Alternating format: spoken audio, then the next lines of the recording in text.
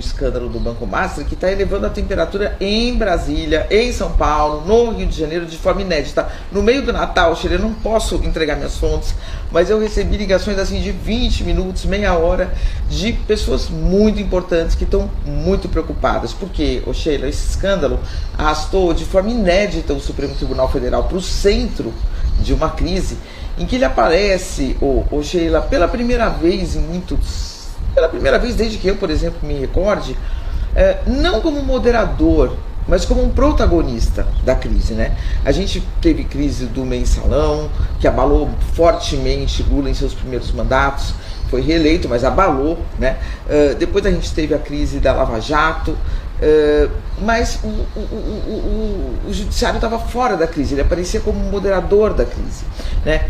Agora é diferente. O contrato da mulher do ministro Alexandre de Moraes com o banco, um contrato milionário de 129 milhões para um trabalho até agora não muito claro, a falta de explicações tanto do escritório dela, né, da Viviane de Moraes, quanto dele, do Alexandre de Moraes, deixa um ponto de interrogação que afeta profundamente o Supremo no momento em que ele vai ser chamado mais uma vez para julgar um escândalo que tudo indica vai ser de grandes proporções, Sheila. Então, pode ser que tenha muita justificativa para esses 129 milhões, pode ser que tenha muito serviço prestado, muito trabalho, mas nada disso foi até agora mostrado. Claro que o ônus da prova cabe a quem acusa, mas ninguém está acusando, as pessoas estão apenas perguntando e não entendendo a dificuldade de se explicar esse contrato. E a partir daí, qualquer outra reportagem, qualquer outra história ganha um outro tipo de dimensão, né, Sheila? Se você falar assim, olha, o ministro Alexandre de Moraes, ele conversou com a Polícia Federal sobre esse caso, ele conversou com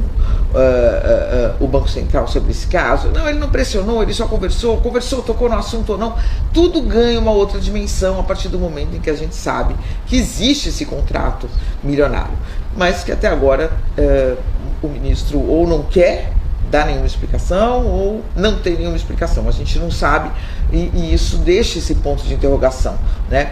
Então esse furo no casco do Supremo, ele levou a atenção em Brasília nesse final de ano, entre ministros do Supremo, entre ministros do governo, o próprio Lula, pelo que eu entendo, está preocupado, né? Integrantes do mercado financeiro, empresários, né? Todos preocupados com a dimensão que esse escândalo pode tomar no momento em que o Supremo está sob forte questionamento, né? E um escândalo que pode envolver absolutamente todos os poderes da República, do Executivo ao Legislativo, especialmente o Legislativo, né?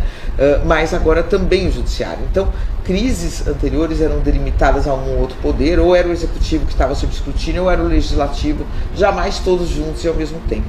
Então, o escândalo envolve também o mercado financeiro, o empresariado que se dividiu, né?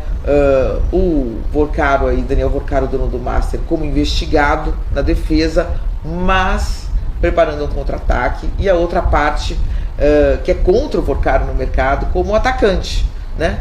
E desejando aí enquadrar o Supremo para que liquide de vez esse caso Master. Há recados, no entanto, Sheila, de que o dono do Banco Master, o Gabriel Vorcaro, não vai para a forca calado, e que se ele falar, muitos poucos sairão incólumes em Brasília. Eu ouvi de um ministro, Sheila, o seguinte: eu não sei se o Brasil está preparado para saber toda a verdade sobre esse caso, mas eu não sei também se o Brasil está preparado para continuar, para seguir, se o Brasil aguenta seguir convivendo com esse grau de corrupção e promiscuidade que ainda está para ser revelado. Sheila, uma pessoa que conhece das coisas, tá? Então a gente está entre a cruz e a caldeirinha, né?